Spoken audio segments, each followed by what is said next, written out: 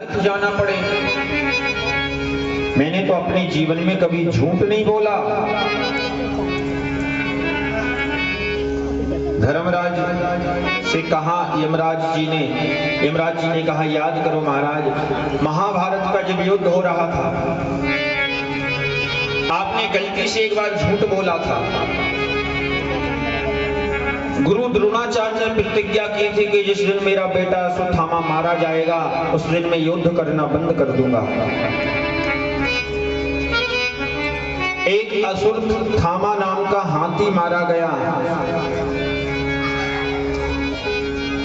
सारे नगर में, सारे कुरुक्षेत्र में महाराज चर्चा फैल गई कि अश्वत्थामा मारा गया। गुरु द्रोणाचार्य ने कहा, मैं किसी की बात पर विश्वास नहीं करूंगा, पर अगर धर्मराज इस बात को कहेंगे तो मैं मान लूंगा।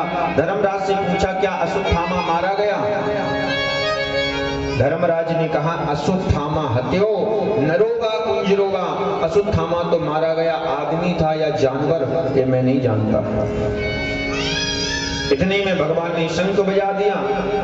आधी आवाज गुरुजी ने सुनी, आधी आवाज सुनना भूल गए, सुनाई नहीं दी। इसलिए महाराज आपने गलती से झूठ बोला, इसलिए आपको नरक जाना है। गलती से झूठ बोलने का परिणाम क्या मिला? नरक जाना। इसलिए भागवत कहती है कि बिना मतलब के हम झूठ भी ना बोले। कई लोग दिन भर झूठ ही बोलते रहते हैं। सास बहू से झूठ बोलती, बहू सास से, यही होता रहता दिन भर। बिन बजाय हम झूठ ही ना बोले महाराज। आज धर्मराज ने गलती से झूठ बोला तो उन्हें नरक जाना पड़ा। और जो दिन भर झूठ बोल रहे हो उनका क्या होगा? उनका तो टिकट बिल्कुल कंफर्म हो गया। अच्छा, कई लोगों को स्वभाव बन जाता है झूठ बोलेगा। वो 10-5 बार झूठ बोले ना तो भोजन हजम नहीं होता। कि झूठ ही लेना झूठ ही देना और झूठ ही भोजन झूठ चबेना। कई लोग हर बात में केवल झूठ का ही प्रयोग करते हैं। इसलिए भागवत कहती है, सत्यम परम धीमहि। हमें सत्य का सहारा लेना चाहिए, झूठ ज्यादा नहीं बोलना चाहिए, सत्य को नहीं छोड़ना चाहिए। जीवन में अगर बहुत विषम परिस्थिति आ जाए तो हम झूठ का सहारा लें, नहीं तो हम अपने सत्य पर ही अटल रहें, सत्य को ना छोड़ें। क्योंकि जीवन में जो सत्य को छोड़ दिया महाराज उसका पतन हो गया। इसलिए कभी सत्य को मत छोड़िए, असत्य पर मत चलिए, केवल सत्य को पकड़कर रखिए। एक गांव में एक महाराज जी कथा कर रहे थे। अब कथा हो रही थी महाराज, और उसी गली से एक चोर निकला। एक चोर चोरी करने जा रहा था, वो चोर निकला। भागवत की कथा हो रही थी तो महाराज जी ने बताया कि कैसी भी परिस्थिति हो पर सत्य को नहीं छोड़ना चाहिए। आदमी कैसा भी हो पर अपने सत्य पर मजबूत रहे, कभी अपने सत्य को ना छोड़े, अपने सत्य को नहीं छोड़ना चाहिए।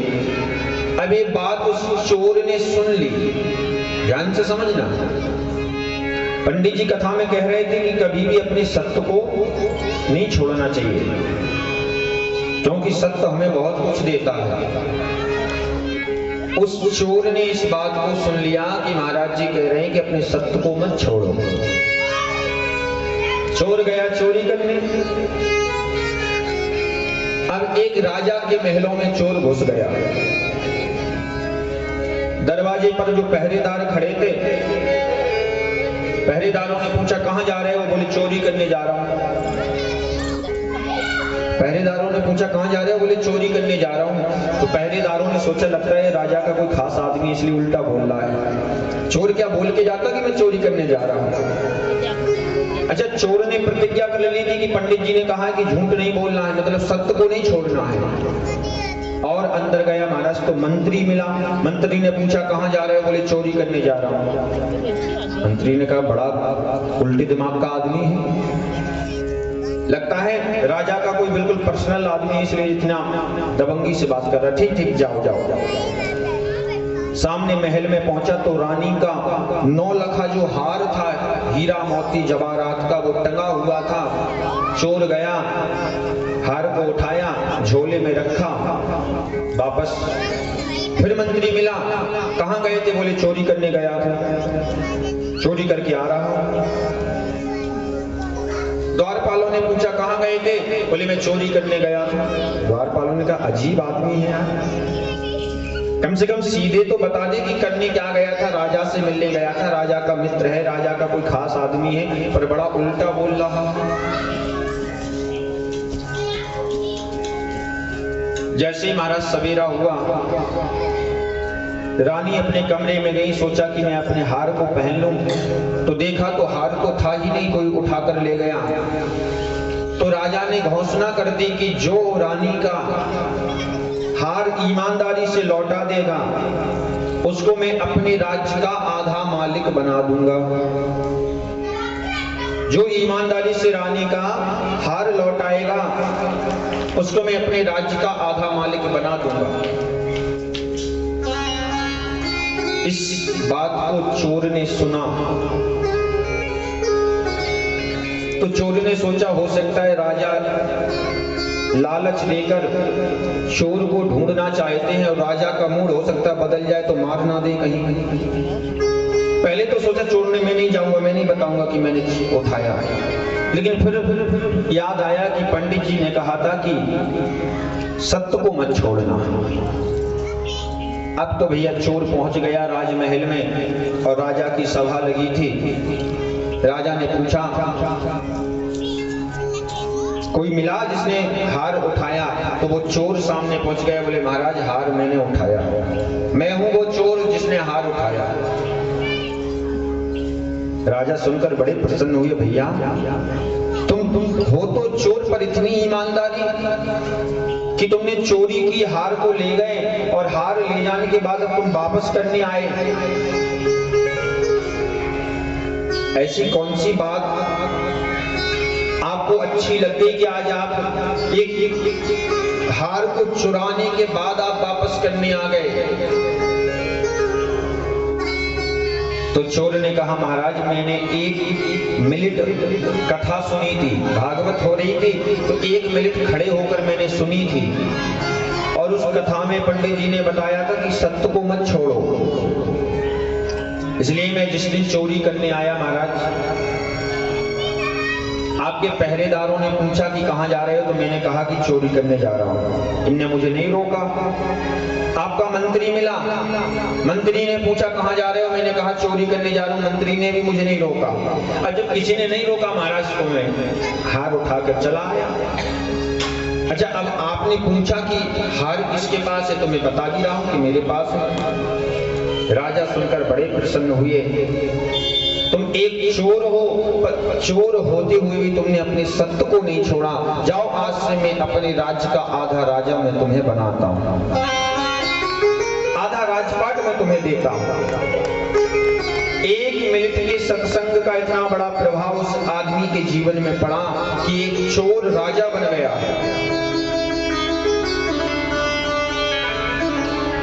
इसलिए जितनी देर हम कथा सुनेंगे कुछ ना कुछ ऐसी चीज हमें मिलेगी जिससे हम जीवन में आगे बढ़ सकते हैं, जिससे हमें जीवन में बहुत कुछ मिल सकता है।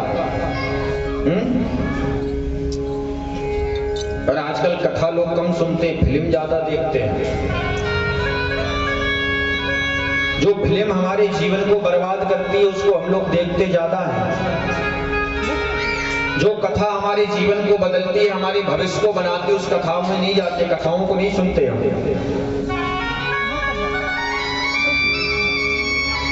आज सबसे ज्यादा अगर समाज में विकृति फैल रही है, अगर समाज में पाप हो रहे हैं तो केवल इन फिल्मों की वजह से। जो उल्टी सीधी फिल्में आ रही निकल निकल के, इन्हीं के वजह से हमारा समाज बर्बाद हो रहा है। हमारा जो युवा वर्ग है, जो युवा जो पीढ़ी है महाराज, वो धीरे धीरे गलत मार्ग पर जा रही है।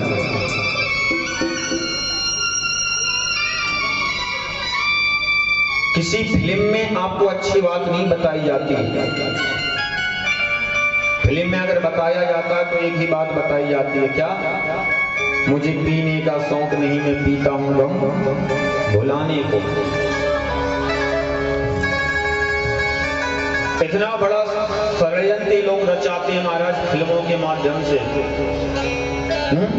गा के भी बताते हैं मुझे पीने का शौक नहीं, पीता हूं गम भुलाने को। आजकल के बच्चे सोचते हैं जब इतना बड़ा एक्टर पी रहा है तो हमें पीने में क्या है।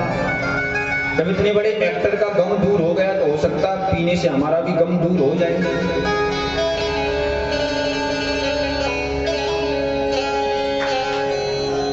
जहां जाने से, जिसको सुनने से, जिसको देखने से हमारा जीवन बर्बाद होता है, उसको हम सुनते हैं, देखते हैं, जाते हैं। और जहां जाने से हमारा जीवन बनता है, भविष्य बनता है, वहां हम जाना पसंद नहीं करते महाराज। ये हम लोगों की बुद्धि हो गई है।